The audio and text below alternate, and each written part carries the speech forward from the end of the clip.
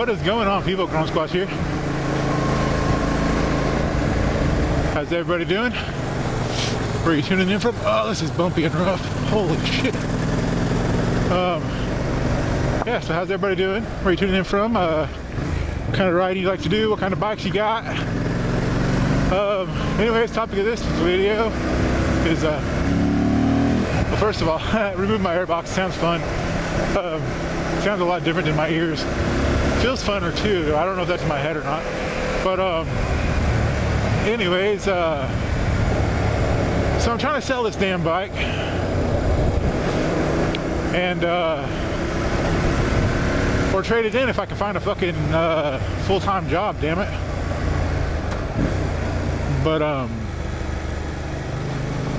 went to trade it in the other day, and they don't do Yamaha here, so that was a miss. I was going to try to trade it in on one of the KLR650 since they're so cheap. But yeah, I'm trying to sell this bike. I've got a few bikes in mind. I've had a few bikes in mind, but those other bikes I cannot get because they're just way too expensive. The KLR650, the V-Strom 8, or the KLR650, the V-Strom 800, both out of my range, man. The payments would just be way too big, everything else, whatnot. And then I had a couple other bikes, but like I said, that's all just out of price range. Like I thought about the KLR650, a bunch of gravel right there. Oh shit, I slid. Fuck. As I was talking about it, damn it. Kind of hurt my hip a little bit, stretched it. Maybe storm damage. Damn it, I can't keep talking, man. I'm bad at talking. Anyways, a few other bikes all out of price range, you know, so I'm trying to stay around 8,000 or lower MSRP. And there's the KLX300 dual sports. They're 6,100 and below for 2023s and 2024s. I love the bike. It felt comfortable sitting on it at the dealership.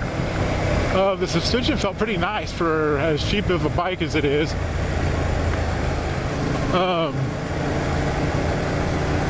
But my worry is lack of power. I don't do a whole lot of freeway riding, interstate riding hardly ever, but it would be nice to be able to do that when I need to do it. So the KLR650 is also on the top of my list. I don't want that bike for the single fact of the off-road factor. Like, I know I can handle it off-road, I know I can ride it off-road, but that is a big, heavy sumbitch. And I don't want to get an old KLR, like Gen 1 would be the way to go, but I don't want to deal with that old of a bike, carbs and stuff too. So, real good. The dog came out, the guy called it back. I'm not a big fan of carbs, but then that brings me into the DRZ400, the dual sport version, not the supermoto. Like some water, I'll straighten out. But yeah, the dual sport version of the DRZ400. I love the supermoto, but I don't want a supermoto for around here. I ride too much off-road. There's just way too much off-road. I need to map this road out. Black Bart Road or Black Bart Trail. I need to map it out so I can get over to Hopland easier on the Grom. But the DRZ400, man, that's like going to be the funnest one out of my choices right now. The DRZ400, the KLR650, the KLX300, as well as, fuck, what was the other bikes I'm looking at? Oh yeah, I'm looking at the DR650, but I'm not a big fan of it. It's everywhere though. Like, they've got so many of them in stock in Santa Rosa. I'm just not a big fan of the suspension and how like narrow and weird the bike feels. My knees feel like they're up high too, same with my feet.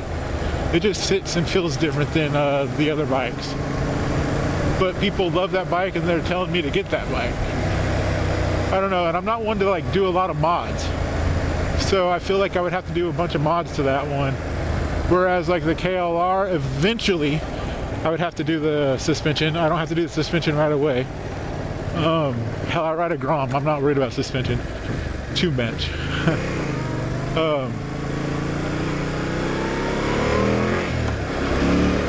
That gruntiness. But I put my windshield in. But the KLR650 has the most power, I think. Oh, look at all these goddamn turkeys! Holy shit! I'm gonna turn around.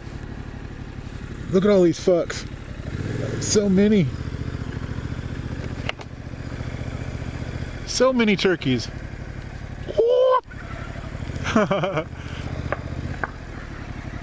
That's great. This is where you guys have all been. So many of them. How many is there? 1, 2, 3, 4, 5, 6, 7, 8, 9, 10, 11, 12, 13, 14, 15, 16.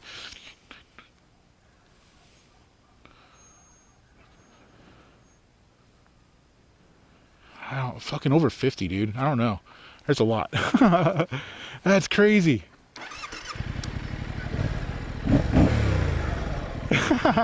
They all gobble back at me.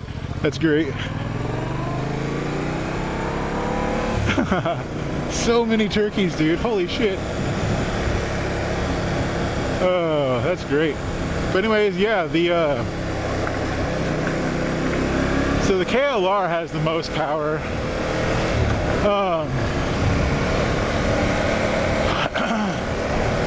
And the most rideability on road, you know. And then the DRZ comes next, and then the KLX. But most of my riding is off-road. So I feel like the KLX would do me best. And like I said, I don't really care for carbs, so that like the DRZ, but if I don't do mods, the carbs should be fine and I shouldn't have to do a whole lot of anything to it, right? I should just be able to leave it and go. I don't know how that shit works, man. I hate carbs. I'm not used to them. I don't know anything about them. But yeah, I don't know, man. The KLR, the new KLRs are kind of intimidating after sitting on it and like how big they actually are and how heavy they are. They're kind of intimidating to think about taking them on single track. So I think the KLX300 would be the funnest right there. Maybe not necessarily the funnest, but the best option right there out of the KLR and this KLX. The DRZ's the one to go with. But like I said, the carb issue, I don't know. I don't know. You guys let me know what I should do. That grunginess. Anyways, my blinker is on from way back there, damn. Anyways, you guys let me know what you think. The KLX300, the KLR650, the DRZ400 dual sport. My cheapest option is the KLX300, unless I find the KLR650s, the 2023 models right now. I'm finding them places for like 54, even less than that. Over in Chico, they're like 40 something. And that's just, I wish I could get to Chico. Anyways, you guys let me know what you think. Thanks for watching. Don't forget to like, share, comment, subscribe, hit that notification bell, and I'll see you guys in the next one. Guys, watch out. Later.